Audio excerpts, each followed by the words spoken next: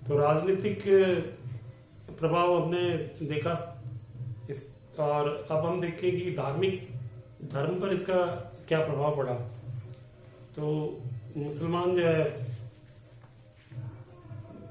भारत में धीरे धीरे उन्होंने अपनी शक्ति सुदृढ़ की और रूढ़िवादिता और ऊंच नीच की भावनाओं से प्रभावित हिंदू समाज की निम्न जातियों को वो इस्लाम में कन्वर्ट करने में सफल रहे और जजिया और यंत्रणा दो तरफा मार की। एक तो हिंदू हैं, दूसरा वो दलित हैं, तो उन पर हिंदू समाज तो उनके साथ भेदभाव कर ही रहा है, इधर से मुस्लिम शासन ने उन पर जजिया और लगा दिया। तो इस दोहरी मार से बचने के लिए जो निम्न वर्ग है भारतीय समाज का, उसमें बड़ी मात्रा में धर्म परिवर्तन हुआ और उन्होंने इस्लाम धर्म स्वीकार किया या उनको स्वीकार करने के लिए मजबूर किया गया। तो जो है युद्धों के समय बंदी बन जाने से, गुलाम न बनाए जाने के लालच से और भी बहुत सारे कारण थे जिसके कारण इस्लाम तलवार के बल पर भी जबरदस्त धर्म परिवर्तन करवाए जाने से भी इस्लाम का प्रचार प्रसार भारत में हुआ। लेकिन जो है जो इस्लाम भारत में था या बन गया, उसका भी स्वरूप है मूलतः बहुत बदल गया। वैसे तो इस्लाम जो है एक ईश्वरवादी धर्म है, उनके धर्म में अल्लाह ही सबसे बड़े ईश्वर है, वही एक इकलौते हैं, उनमें कोई बहुदेवतावाद कर्मकांड पाखंड का उसमें जगह ही नहीं रखी गई। लेकिन जो मुसलमान भारत में नए मुसलमान बने, उन पर हिंदू धर्म के बहुत सारे इम्पैक्ट देखने को मिले। जैसे इसमें भी जो है महामारियों से बचने के लिए, फसल की रक्षा आदि के लिए मुसलमान भी जो है स्थानीय देवताओं की उपासना करने लगे।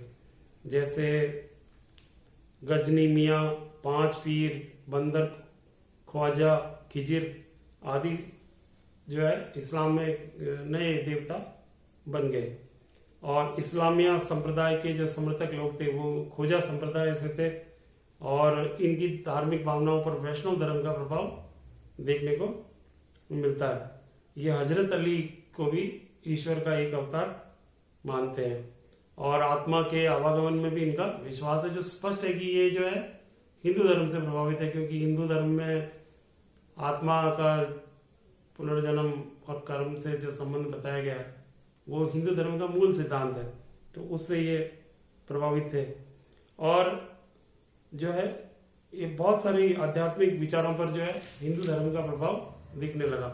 लेकिन इन सबसे अलग जो सबसे निकट है हिंदू संस्कृति के, हिंदू धर्म के, यदि इस्लाम में कोई सेक्ट या कोई संप्रदाय या जो मान्यता है जो इस्लाम को सबसे करीब लाती है हिंदू धर्म के, तो वो उसका सूफी मत है। तो सूफी जो है वो एकेश्वरवादी हैं,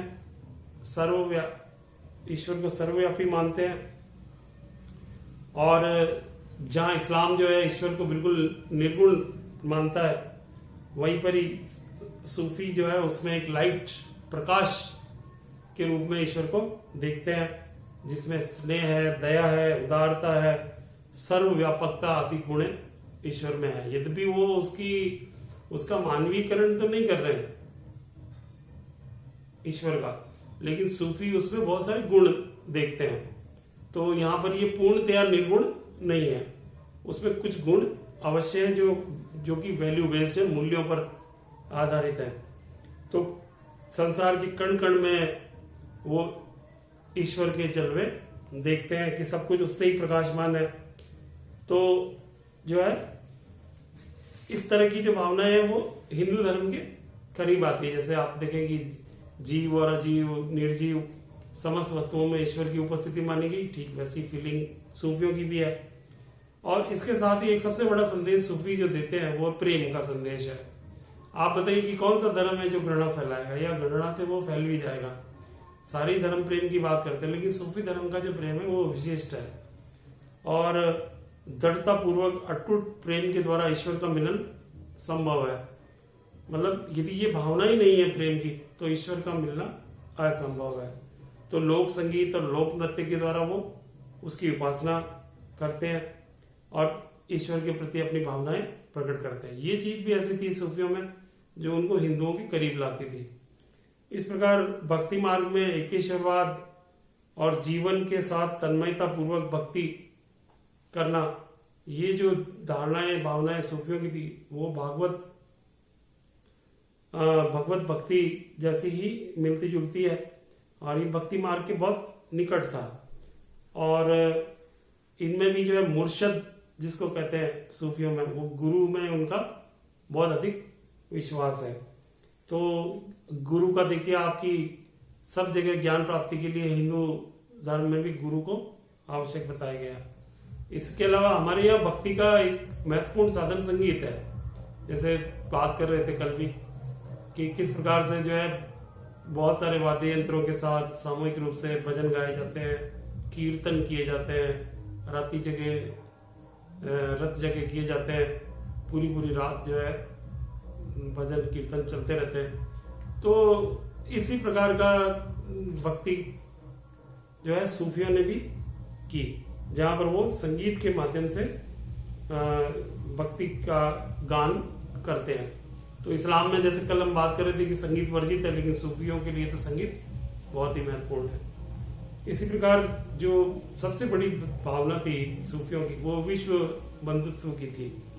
तो कुरान की शिक्षाओं में विश्वास न रखने वाले को इस्लाम काफिर कहता है, इस्लाम विरोधी माना जाता है और सभी अनुयायी समान समझे जाते हैं। लेकिन सूफी संतों ने एक काफिरों की भावनाओं से कोई ज्यादा वास्ता नहीं रखा कि जो मूर्ति पूज रहे हैं या जो हिंदू है उनके प्रति सूफियों में कोई नफरत देखने को नहीं मिलती, बल्कि उनके प्रति भी उनमें बहुत प्रेम है।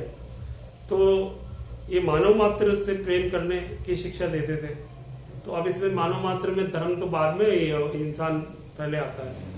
तो निजामुद्दीन औलिया कहते थे, ए मुसलमानों, वही इंसान अल्लाह को प्यारा है जो उसके बंदों से प्यार करता है। बंदों की सेवा करना इंसान का सबसे पहला फर्ज है। तो अहिंसा और जो वायलेंस के माध्यम से जो धर्म को फैलाया जा रहा था उसके ठीक विपरीत ये अहिंसक है सूफी, और वसुधैव कुटुंबकम के सिद्धांतों में विश्वास करते हैं। इंसानियत इनके लिए सबसे बड़ी है, धर्म उसके बाद है। तो कट्टरता इसमें नहीं है। तो इस सेक्ट को हिंदुओं ने बहुत लाइक किया। आपको जानकर आश्चर्य होगा कि ख्वाजा मोइनुद्दीन चिश्ती पृथ्वीराज चौहान के काल में अजमेर में आकर उन्होंने अपनी खानकाह बनाई थी। गरीब लोगों की, अछूत लोगों की बस्ती में वहां पर उन्होंने खानकाह बनाई और जो कुछ भी पैसा उनके पास था या जो इकट्ठा होता था या दान से जो मिलता था उससे वो गरीब लोगों को केवल भोजन कराते थे और फिर उनसे रिक्वेस्ट करते थे कि यदि आपको ये समानता वाला धर्म जहाँ ऊंच नीच और छुआछूत नहीं है, यदि आपको पसंद है तो आप इसे स्वीकार करें। तो इस तरह से उन्होंने प्रेम भाव से इस्लाम में कन्वर्ट किया। लेकिन ऐसा नहीं है कि वो केवल इस्लाम के लोगों के लिए ही सब कुछ कर रहे थे। और आज भी 21वीं शताब्दी में जो है ख्वाजा मोइनुद्दीन चिश्ती की जो दरगाह है, जिसको लगभग 1000 साल पुरानी हो चुकी है, वहां पर विजिट करने वाले जो लोग हैं वो उनकी टोटल संख्या मुसलमानों से ज्यादा हिंदुओं की है। तो ये मिंगलिंग ऑफ कल्चर का जो समन्वय है हिंदू मुस्लिम, उसका सबसे बड़ा उदाहरण हमारे को सूफी मत में जो हिंदू धर्म की आस्था और मान्यता बन गई और किस प्रकार सूफी हिंदुओं से प्रभावित थे और किस प्रकार सूफियों से हिंदू प्रभावित हुए, ये बहुत धार्मिक क्षेत्र में ये बहुत बड़ा समन्वय हमारे को देखने को मिला।